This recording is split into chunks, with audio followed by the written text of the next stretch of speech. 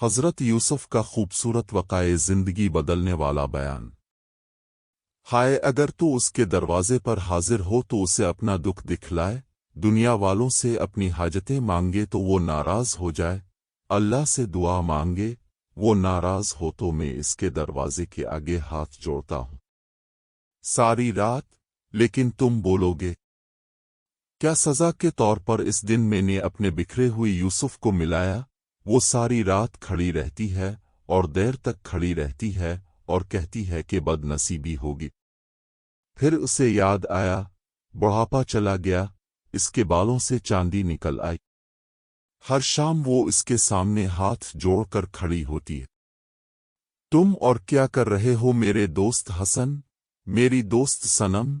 क्या ये दिन की आखिरी घड़ी थी? रात आमे इस्लामी कह रहा था, घोड़े का रुख मोड़ दें और यूसुफ को आज़ाद कर दें।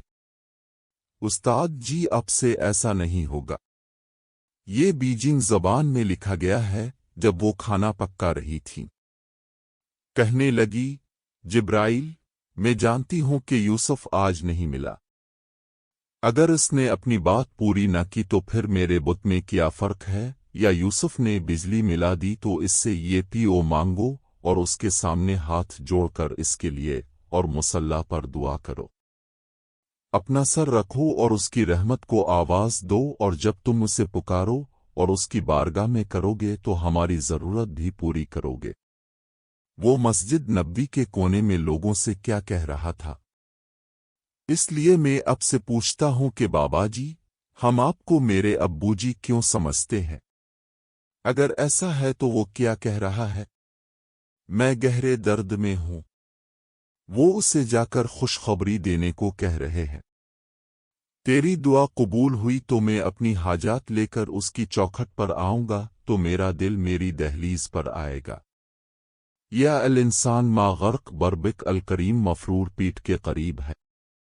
बताओ, तुमने कभी पुलिस को किसी मुजरिम की हिफाजत करते देखा है? लेकिन क्या तुमने कभी इस तरह देखा है कि जो इससे बाजियाब हुए हैं वो अपनी चौखट छोड़ रहा है? वो शैतान से थक गया है, अल्लाह की रहमत इसे बिला रही है। इंसान, भूला हुआ इंसान, भागने वाला इंसान, आओ मुड़कर आगे बढ़ो।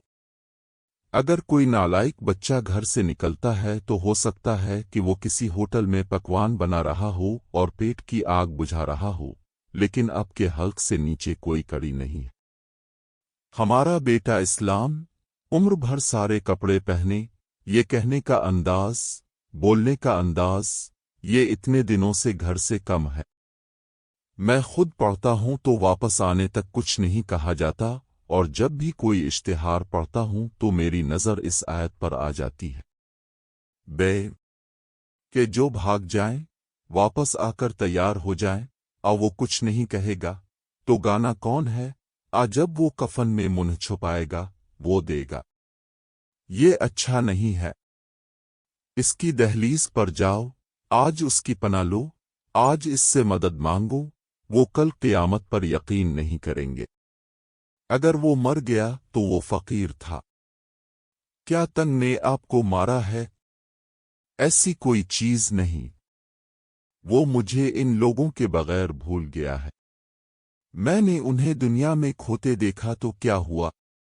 फिर मैंने दिल में सोचा कि मुझे इन बंदों के गुस्से का अज़ाला करना चाहिए। फिर क्या एवा, मेरी इससे बात हुई है और वो कहता है कि मेरी दहलीज से एक आंसू के साथ उन्हें मुआफ कर दो, तो वो मेरा मजाक उड़ा रहे हैं। मुझे नहीं मालूम कि दुनिया कैसी है, दुनिया का कारोबार किया है।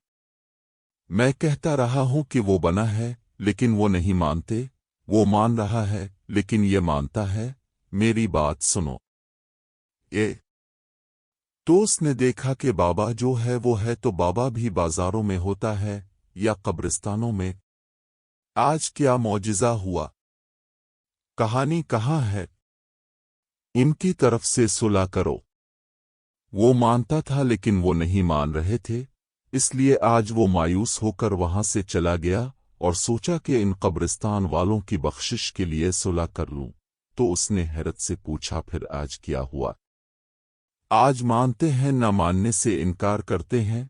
सूरज मगरिब से निकलता है, तौबा का दरवाज़ा बंद है, तौबा करते हैं, किसी की पुकार सुनते तो किसी की पुकार सुनते, जिंदगी रोज़े में गुजारने के लिए आखिरत में तैयार हो जाए, लेकिन फिर तौबा करने से कुछ नहीं होगा। इस वक्त हाथ काट लेगा, लेकिन हाथ काटने से कुछ नहीं होगा, फिर नामा अमाल लेगा, फिर पुकारेगा माँ। लिहाजा किताब ला गदर सगीरा विला कब्र अलहसा। इस किताब का क्या हुआ? उसने छोटी बड़ी हर चीज लिख डाली, लेकिन ये इस वक्त के पछतावे से बेहतर है। आज का पछतावा कल की बेहतरी का जामिन है।